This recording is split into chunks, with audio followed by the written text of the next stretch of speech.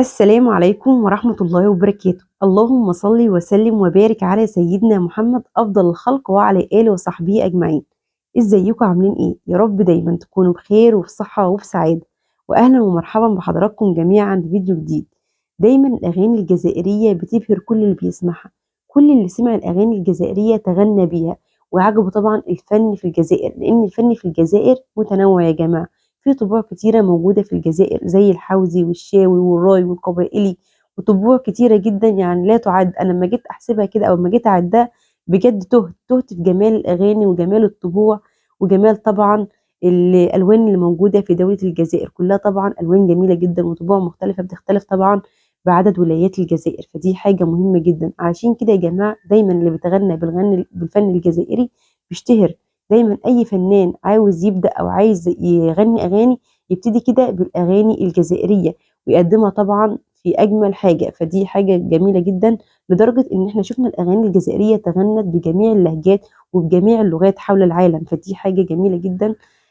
بصراحه دوله الجزائر كل يوم بتبهرنا في جميع المجالات اللي بتقوم عليها، وبسم الله ما شاء الله. النهارده باذن الله هنسمع مع بعض اغنيه جزائريه مشهوره جدا. انا مش قلت طبعا يعني اسم الاغنيه او عنوان الاغنيه عشان تسمعوا معايا الاغنيه وانتوا تكتبوا لي في الكومنتات اسم الاغنيه دي ايه. اتفضلوا معايا.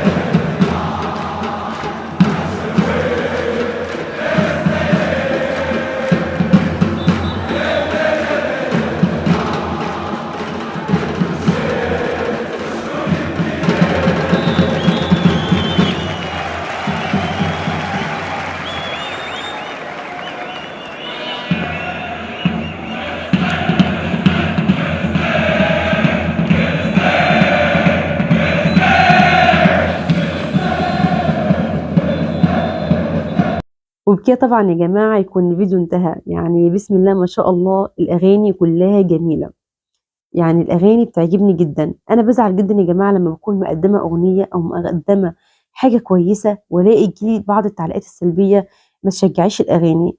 انا بحب اشجع كل مجال، وقلت الكلام ده كتير جدا جدا جدا، يعني كل فيديو يعتبر بقول الكلام ده او في كل اغنيه بقدمها بقول الكلام ده. انا بحب اشجع يا جماعه كل مجال بيقوموا عليه، لان في مواهب في القران الكريم، في مواهب في الانشاد، في مواهب في الشعر، في مواهب كمان في الفن. فالفن ده حاجه كويسه. يعني مفيش دولة حول العالم إلا لما يكون فيها المجال الفني، لأن لازم زي ما بنسمع كل المجالات نسمع كمان الغناء ونشوف قد إيه اللي بيقدم الأغنية بيقدمها بطريقة كويسة جدا.